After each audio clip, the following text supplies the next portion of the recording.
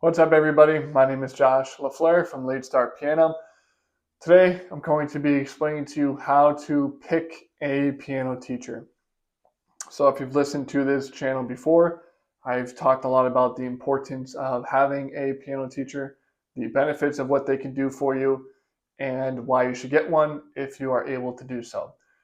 In this one, I'm going to be explaining how do you actually do that? How do you pick the right teacher? How do you know who's good? How do you know who's not good? What should you do? How can you kind of go about this process? So, first of all, when you are picking a teacher, I would try to do something by word of mouth, ideally. So, if you know somebody who has lessons with that person, if they teach digitally, do they have some kind of testimonials online? Do they have some kind of references? Again, if it's in person, do your friends and family go to this person? What do other people say? Do other people enjoy this person? Do they think that they are actually helping them get better?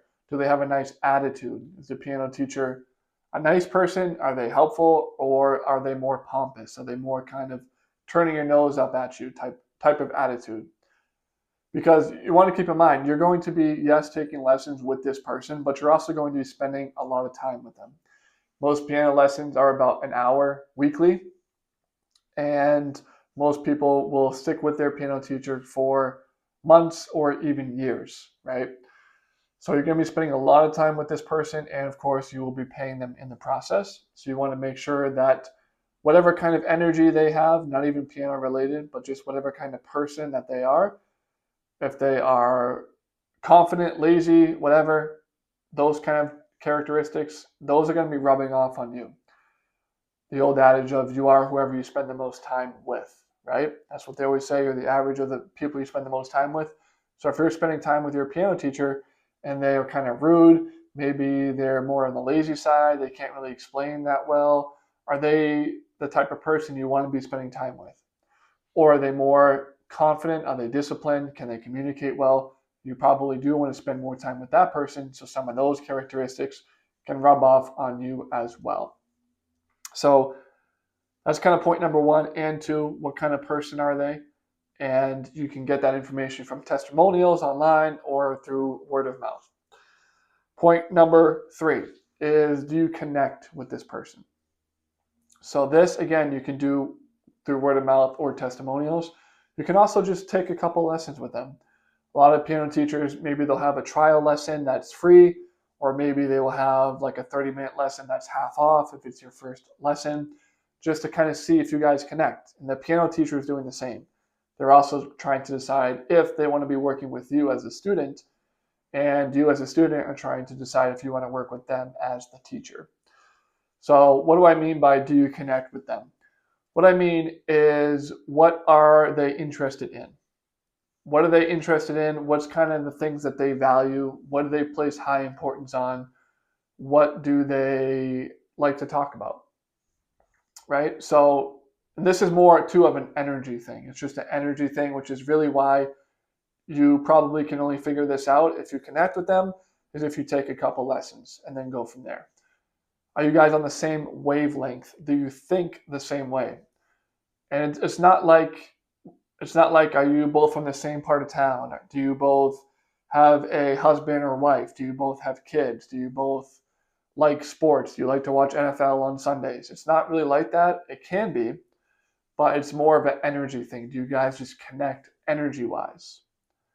And again, those things can help if you obviously both like to play piano, but do you guys both like to go for hikes? Do you like vehicles? Do you like talking about cars? Do you like to play chess on the side, right? Can you guys also talk about that? Does your teacher, do they have an eclectic way of knowledge? Do they know a lot about different things? Can they kind of hold a conversation, right? That's important. If your piano teacher can't really hold a conversation with you, it might be kind of weird. In the piano lessons, you might not be looking forward to it.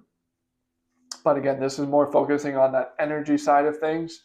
Do you feel like there is a spark, some kind of connection there with your teacher?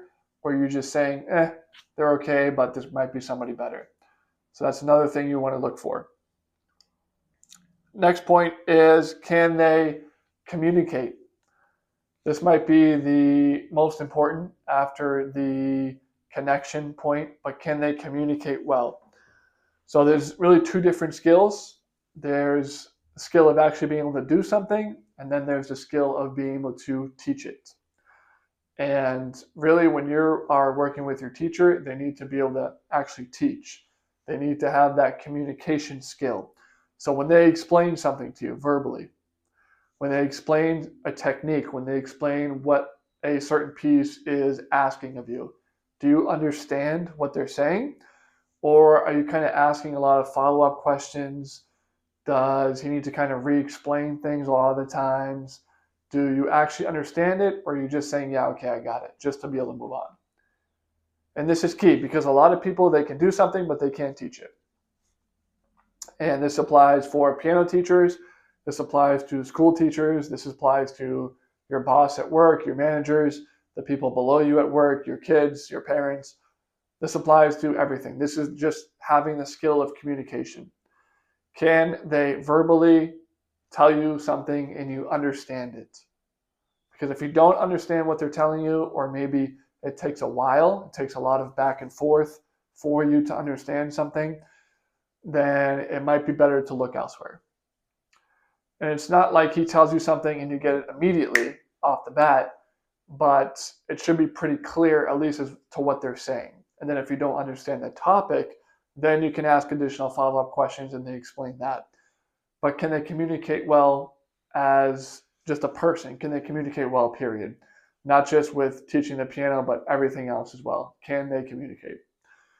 And this is probably the most important thing, again, after that connection piece. You want to be able to connect with them so that you're looking forward to your piano lessons, that you actually having fun at your piano lessons as well is a big thing.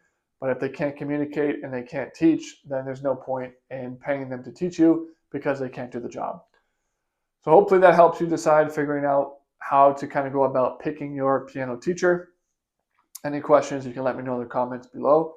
With all that said, I do have a free guide on my website. It has 34 essential tips for the adult beginner piano player to play the piano as fast as possible. We're going to be giving you practice strategies. We're going to be talking about your mindset and approach. We're going to be talking about music theory as well. And at the end, we'll go through note by note how to play your first song. If you're interested in that, it's on my website, www.latestarpiano.com.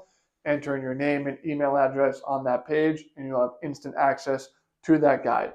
I promise it's going to cut off a lot of time off of your learning journey, especially if you're within your first year of learning the piano. It's going to help you cut out a lot of time. It's going to help you cut out a lot of mistakes that I made when I first started to play the piano. In addition, if you are a little bit more serious and you want to take it to that next level, I am offering lessons right now via Zoom. If you're interested in that, send me an email at latestarpiano@gmail.com. We'll set up a day and a time that works best for you. With all that said, happy practicing. My name is Josh LaFleur with Late Star Piano.